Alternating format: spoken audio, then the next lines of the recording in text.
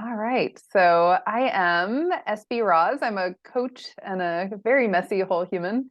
And this is Jordan Mercedes joining me for another All Up in It conversation, 35-ish minutes of reporting from the, oh gosh, complicated and exhilarating midst of learning.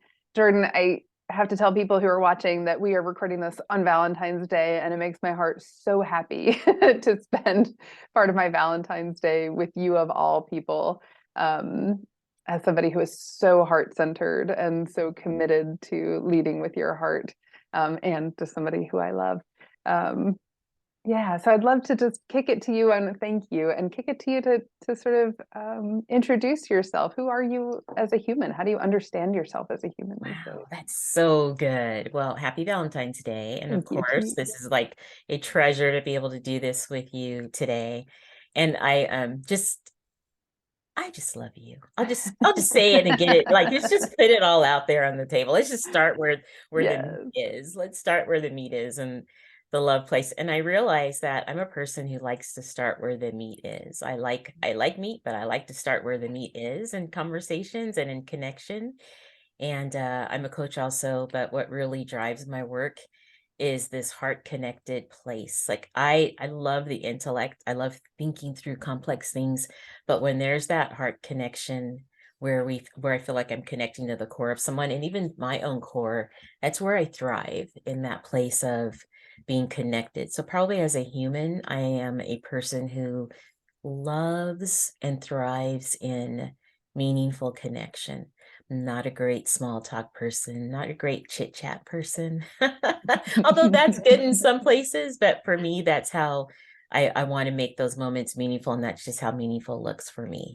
So, Yeah, that's definitely been my experience of you. Like our our first conversation went deep and it went fast and it yep. went just so incredibly connected. Yeah. And yeah, that's been a great joy in the years that I've gotten to know you since. Thank Mhm. you. Um, so All Up in It is all about the thick of the learning curve. And I know you to be a person who is in perpetual learning. And I wonder, what does that look like in your life these days? Yeah. So I don't usually pick a word for the year, or sometimes I will pick a word for the year and it lasts me for like about a month, where it's on my mind for a month. I intend it to be for a year, but it comes out with great intentions, but after a month it fades in the background. So the end of last year, 2022, I'm like, what's my word going to be?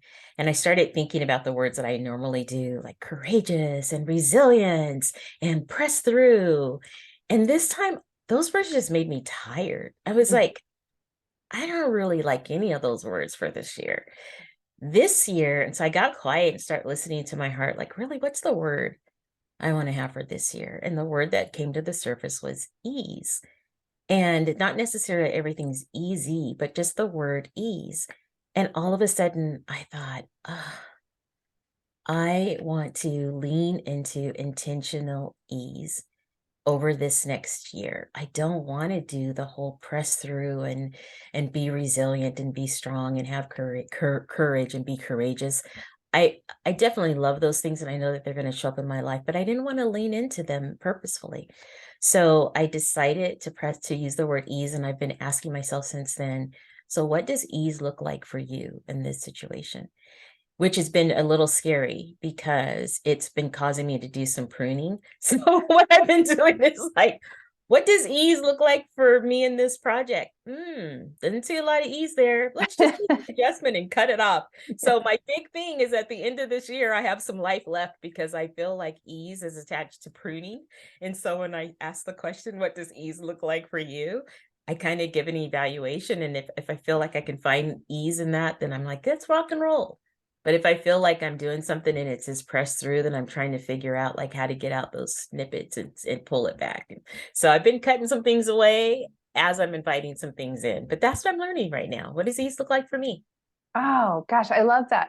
And are you noticing any like any discomfort or resistance that goes with leaning into ease? Yeah, I notice a lot, even though I'm smiling and laughing about it, it's hard. And the reason it's hard is because I grew up training myself to do hard things. Like I say, I can do hard things. And I think I've experienced things in my life. I make myself show up. I lean into hard things. I can do hard things. And so the idea of looking at life through a filter of ease is uncomfortable. It sounds really strange. Like it seems like the hard things would be the thing that would give me the most discomfort, but I have a mindset around show up, do the hard things, say the hard thing, be in the hard space, be vulnerable at that level. All of these things that I know I can do hard things. But as I was getting ready this morning, I was thinking about this and I'm like, okay, so you learn to do hard things, but what would it be like if you just did things with ease, if it wasn't all hard? So that's the discomfort. It's leaning into just taking my foot off the gas and Hmm. not leaning in so hard, not driving, just kind of like strolling and moving forward.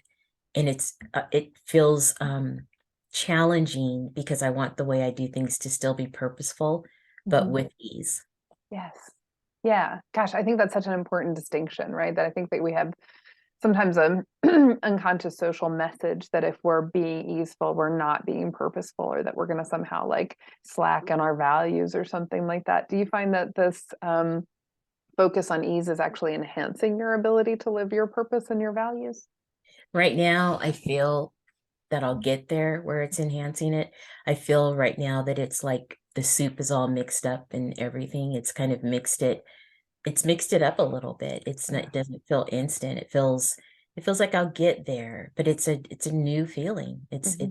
I'm exploring what it's like, and even exploring if at the end of this year I may get to the end and go, yeah, ease wasn't all it was cracked up to be. Guess I'll go back to the struggle, like it's still an exploration for me. So I would love Yeah. to say I'm pulling out these wonderful takeaway lessons, but in some ways it's a new concept and I'm still learning through it all, but I'm staying with it for now. I just think that's so such an important message. I'm so glad that you said that, because I find that we again, I feel like there's a sort of unconscious and maybe not unconscious social message that says that there are switches everywhere. And if we decide to make a change, we just like flip that switch. So I'm going to be like ease now, and I'm going to flip that switch, and then I'm going to live ease, and everything's going to be really smooth. When really everything is more effortful than that, and a little messier. And I think that sometimes that switch message leads us to think that we're doing something wrong when Mhm. when we don't know the outcome yet, or when we're in the midst of the discomfort of a change. Is that resonant for you? Yeah, and it's interesting when you say that. When I think about ease, the way that you just said it and flipping that switch. So ease is the word, but ease it comes now with a lot of other things attached to it, like ease compared to am I living my value? Ease compared to am I showing up in spaces the way I want to show up? Am I having the kind of interaction with people that I want to have in my closest relationships? It's like it's a bit costly. It's coming with a cost with another level of it. So it's nothing like flipping a switch. It's just the beginning of a filter that I'm going to explore things with. So the filter is explore with ease. But then once I start exploring, it's a little tricky because I'm not sure what I'm going to find. And I really mean that part. An example, one of the things that feels like an ease, move with ease for me is being in reciprocal relationships or friendships. I don't want to be, I'm a coach and I have a lot of one-way focus. I know how to stay present and give it all out. But when I'm looking at what nourishes my life, asking that, is this nourishing back? I'm pouring out and I'm giving out, but where is this coming back? And if it isn't, then for me, that's not a place that I can stay in with ease for very long. I never made that distinction before because of course I was always like the press through person.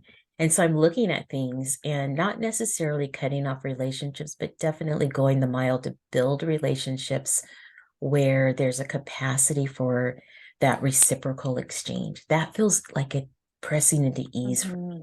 Like I don't want to teach someone how to be reciprocal. I Yeah. want to be with people who, like you and I said, we met one day, and then from the moment there was like this safety. Are you safe? I'm safe. We're safe. Hmm. We're good. And then jump in and be in that place. And there was never a moment for me of pulling back or readjusting because it was you were built in. You were built for that connection. That's what I'm wanting more of. And I don't, making that a priority feels really good. Yeah. I feel like I'm hearing you describe a blend of like self-awareness and self-honoring and boundaries. Mhm. And is that yeah. Yeah, it's interesting. Yes. And the word I thought you were going to say as I'm going forward, trying to finish your words for you. But I love anyway, it. um, but in all of those words, I would say, and noticing self-awareness, but this word that I've been using a lot this year, it's just noticing where those things are. And sometimes to find ease, I have to notice where it might be coming from. It may not be ease, and again, the way that I thought about it before. So I've been noticing small little things that signify ease for me. And Mhm. yes, it's self-awareness, but I don't know. I feel like it's self-awareness, but it's also this unfolding. Like I'm the person looking at it through ease, and I know myself fairly well, but there's always that unfolding. But I think the reason the word came up ease is because it's already a desire inside of me. So it's something that wanted to come to the surface and want it to unfold. So I feel like it's unfolding something that's been in there, but just hasn't been given the nurture, the attention, the love, the light that maybe it would need to grow into something more meaningful. Yeah. Yeah. So there was that thing inside of you that was tingling to come out. And then now that it's out, it's like, okay, what is this actually? And what does Yeah. this mean? And how does it work? Is it that kind of thing? Hmm. Ah, Yeah, I love that. And it makes me think about like I'm not a great gadget. I like gadgets, but I actually don't like to read directions. And so when the thing tells me like it can do all these things, I always am thinking I'll just find out on my own. Which of course, so then I'll get a new gadget and I will find out on my own, but I can have something for like a long time, maybe a year, and then I'll push a button and I didn't know it did that.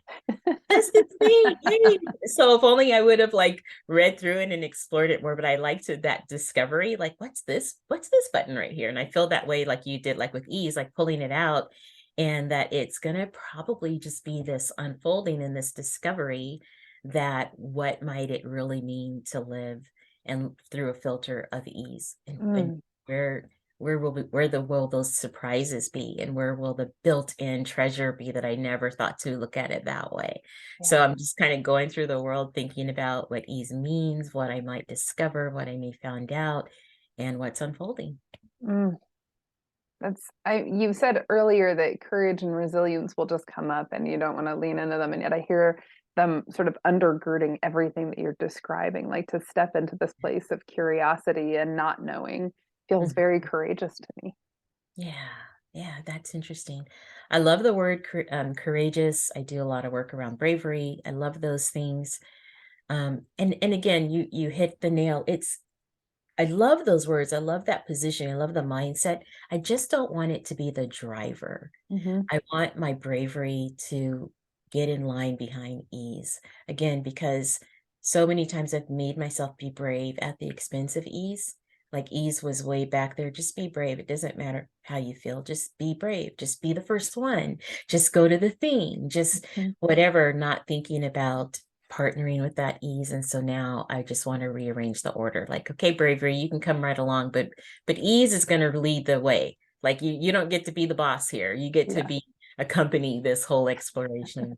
So I love that. I feel like there's a ball metaphor in there somewhere, but I don't know yeah, enough sports ball to know like they're linebackers or something. I don't I know. know. And I don't Somebody know knows. sports either, but there's just got to be some kind of, it makes me think about like intentional strategy. Like, if we we're going to write some pamphlet about this, it would be like, this is this strategy called ease, and bravery is there, resilience is there, but maybe that, right in the center of it is doing all of that with ease. And what would that kind of forward looking planning, the eye clarity look like, through the place of ease instead of that place of resilience or showing up or whatever. Yes. Yeah. Yeah. Yeah. Gosh, just the way you say those and the way I feel them in my heart as I listen to you, they just feel so different as you were Yeah. describing earlier. Right. Yeah. And I feel like I want to invite people to hear this and to think about what ease means for them, like almost this sense of permission. Sometimes when I hear people say things like, I remember hearing you say something in the very beginning, and it was about discomfort or something, and you were like, "Yeah, I'm okay exploring discomfort." I just like noodled on that for a long time, because my whole purpose was to get as far away from discomfort as I could. And you had this smile like you have in your face right now. And it was about, yeah, I'm okay. I'm going to explore discomfort. And there were all these like approachable words to discomfort. And it changed things for me. It changed. It was like, oh, I can have permission to be in discomfort on purpose and not constantly need to run for cover. And I feel like that's what I'd like to bring up with this move through the world with ease, is to be in it on purpose and to talk about it in a way that maybe other people can find their own way of being with ease. What does ease mean for you? And maybe open those permissions. It doesn't always have to be the struggle and hard. You know, it doesn't. And yet I feel like we have really glorified the struggle rather than seeing it as an inevitable part of being human. But to your point, how do we relate to it, and how do we tell the story of what we're experiencing, and how do we, to me, a piece of it too is about how do we practice really noticing everything else, practice noticing the ability to take an easeful approach, or practice noticing the beauty, and practice noticing all of those kinds of things, even while our brains tend to prioritize the sort of challenging or dangerous information. Mm-hmm. Yeah. And it's like ease gives us that permission to own parts of ourselves that are already there. Like I was thinking about how would I describe myself. I didn't say it this way, but what I wanted to say is I'm a deep well. And part of me said, well, you can't do that. That's too easy. It's too knowledgeable. It's knowing myself. But what if we all could look at the truest places of who we are and go right there to that place and just have ownership around it? I am a deep well, and you're a deep well, and I'm drawn to deep wells. That whole part, it's a thread that runs through my life. And so inviting people to find out where their words of ease, description of ease, ownership of ease, because sometimes without that, we live in that personal angst of where we just don't fit in. But sometimes we don't fit in because we haven't found our inner place of moving through with ease. What does that mean for them? What does it mean for me? Mm-hmm. Does it mean for the world? Yes, yes. That I want to rewind just a few minutes to that conversation you just referenced. That happened almost 3 years ago, I would think. And Yeah. it was really transformative for me too, because what feels whatever I'm thinking about feels so obvious that I just assume everybody else is thinking it. Mhm. Yes, And then you were like, whoa, I like the was. discomfort thing. And I was like, oh, and being able to see you and witnessing you or experiencing you as this really like, gosh, I don't even have, obviously I don't even have exactly the words, but just you feel so solid. You have always felt so solid and grounded and centered in yourself from the very first time that we spoke. And so to see your humanness in that way, and to see Mhm. our differences in perspective, right? And getting to learn about what it means to really be heart led, the way that you model so beautifully. And then Mhm. to feel my sort of like, ooh, let's hang out in the sticky discomfort, and to see how those two interacted Yeah, was absolutely transformative for me. it Like, was. really helped me see more of like, yeah, how to bring in this heart and this love and this intentionality into this sort of thicket. Hmm. That makes any sense. Yeah, it does. And because the same thing happened with me, I really did ponder. And I think I even called back and said, hey, can we just talk about discomfort? Like, I'm really not getting over that pretty quick. Like, it just didn't fly by.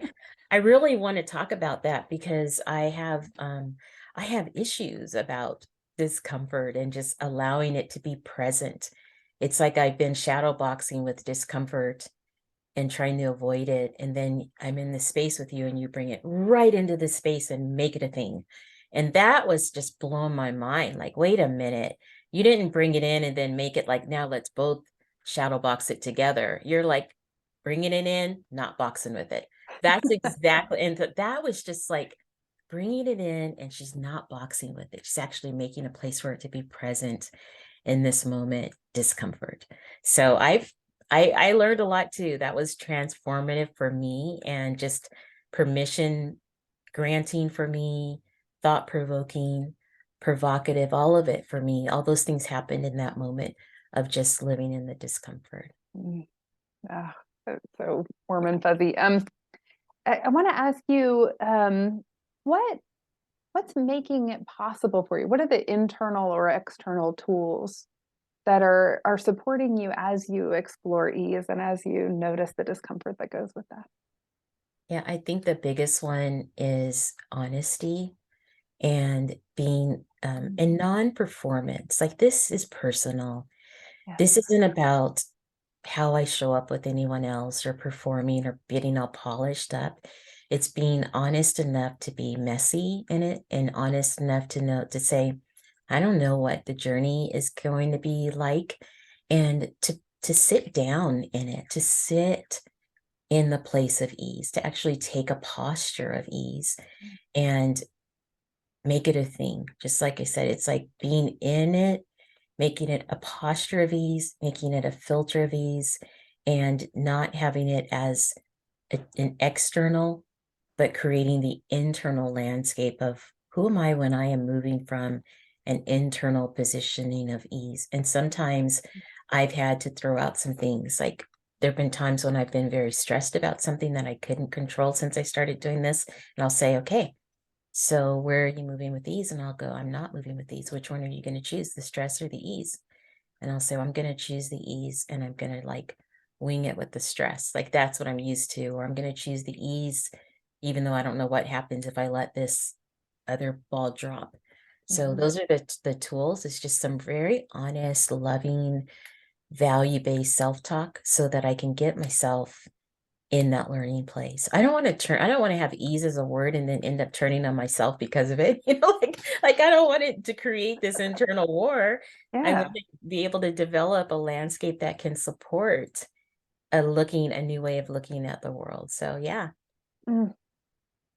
I'm so moved by that. And especially as a fellow coach and knowing what it feels like to spend your days holding space for other people and being other focused, and then to say, this is the part that's for me, and whatever it looks like from the outside is what it looks like, because the important work is happening in here, feels, Mhm.